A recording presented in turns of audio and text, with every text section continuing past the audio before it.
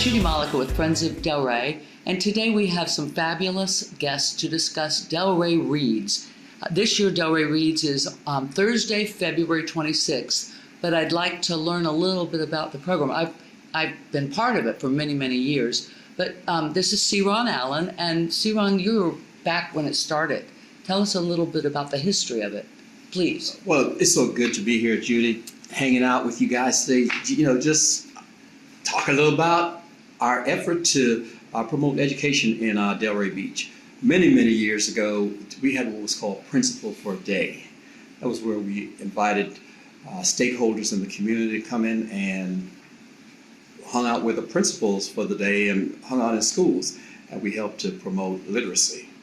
I think it was back in about 2011, we were introduced to the Campaign for Grade Level Reading. And that was an effort to promote literacy by the grade 3. As you know, up to grade 3, children learn to read. After grade 3, they read to learn. Therefore, it was so important for us here in Delray Beach to ensure that our kids were reading at grade level. We got community leaders, the educators, the partners. We created this event to, if you will, shine a spotlight on literacy, early literacy. We mobilized some community leaders and volunteers, and we want to make sure, especially those kids in our Title I schools, which back then most of the elementary schools were Title I. They still are. Yes. And we wanted to make sure they had access to books and positive educational experiences. So we got together and we set a date when we would recruit volunteers from the community, and we divided them among all the, I think it was 6 elementary schools in our community, and they were dispatched to the classes. There was one book, one central book that we used, and I think we still do that today.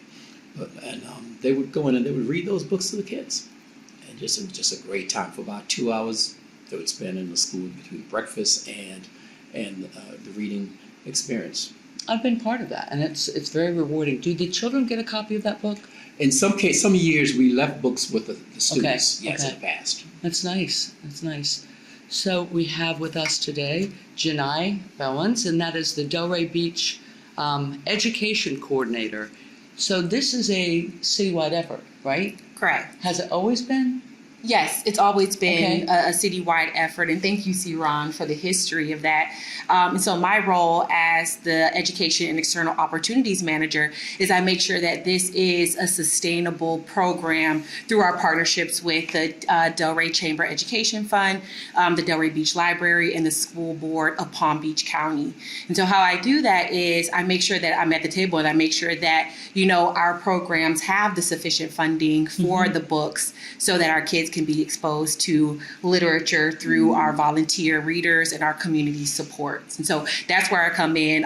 In the city, we've always championed this since its inception to make sure that this program can continue, because it is very important for early literacy and for our children to build those home libraries so that they can be exposed to early literature at a early age. It's all about early investment for us. Absolutely. Let me also add that this program is so critical that I know for sure the first 2 years that Delray earned the All-America City Award, this was highlighted. This is one of the reasons why we've earned those awards.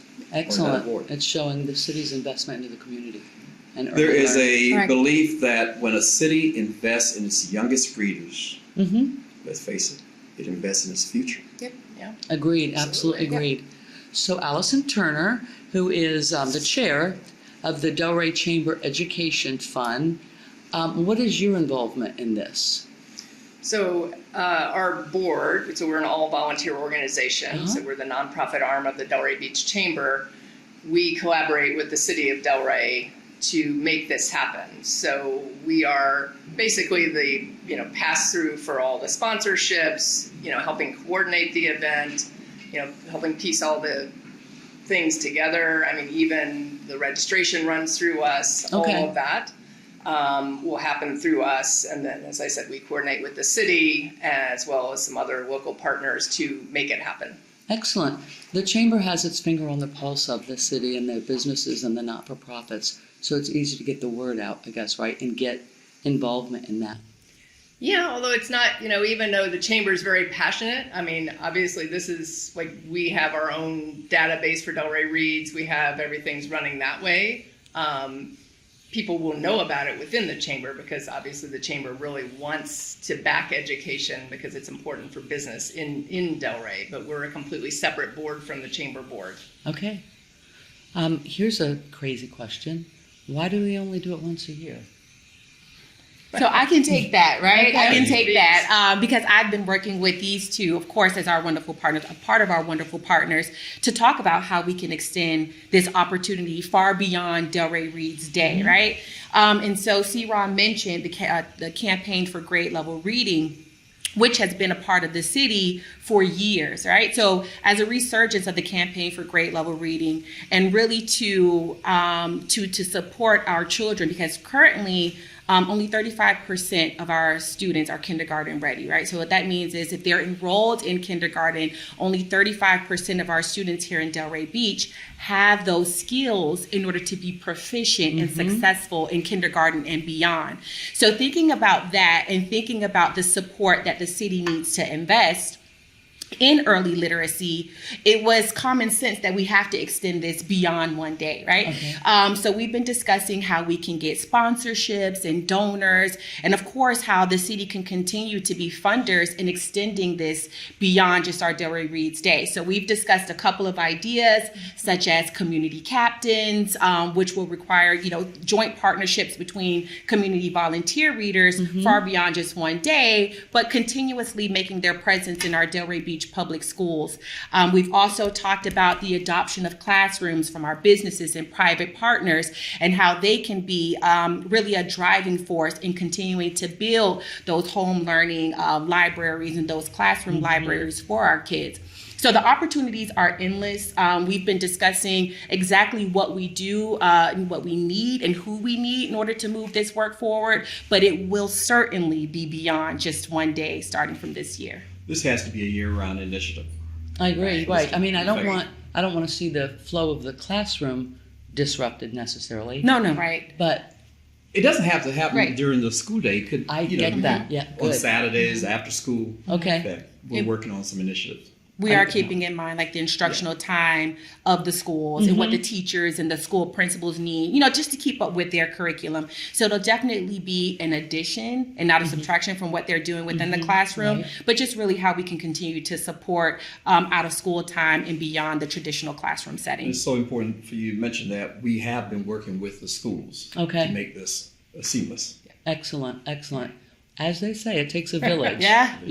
But this city has so many groups, different groups like KOP Mentoring and Achievement Center, EJS, Milagro Center, Roots and Wings, that are trying to lift our kids up. So I love that we're a part of this. And that's why we're Delray Beach, the All-America City. That's right. I love that. We have many cooks in the kitchen. That's right. And For you one help common make that goal. One common goal. One common goal. That's right. I like that. How do people get involved in this, Allison? So they can get involved to read on February 26th at delrayreads.org. Delrayreads.org, and they can sign up to... So they can sign up by school. Okay. There's 6 schools that are participating, so they can sign up by school to be a volunteer reader. And also we also are open for sponsorships as well. So this year we're doing a little bit differently, as Janai was saying, that we're trying to expand it. One of the things we need are funds to expand it. Of course, yeah. As well. So it always comes down to money. As a 501c3, Delray Chamber Education Fund is able to take in those funds. So typically we've only had sponsorships to sponsor the specific breakfast for each of those schools, but this year you can sponsor a school. So if you have a favorite school of those 6, you can go in and sponsor the school, and some of those funds are going to be used then moving forward to expand these literacy initiatives. You mentioned breakfast. What breakfast are we talking about? No, tell them. So in general, we've always had the breakfast the day of February 26th. So you had to buy 6 different breakfasts for all the different schools? For a long time, there was like a community breakfast, like in one place, and then you drove off to the schools, and then it's shifted in the last few years. This year, we are doing the breakfast on February 24th. Okay. So 2 days before. It'll be at 8 o'clock. It'll be at the Delray Beach Historical Society. So we've partnered with the Delray Beach Historical Society. The Fairfield Inn is providing the breakfast for us.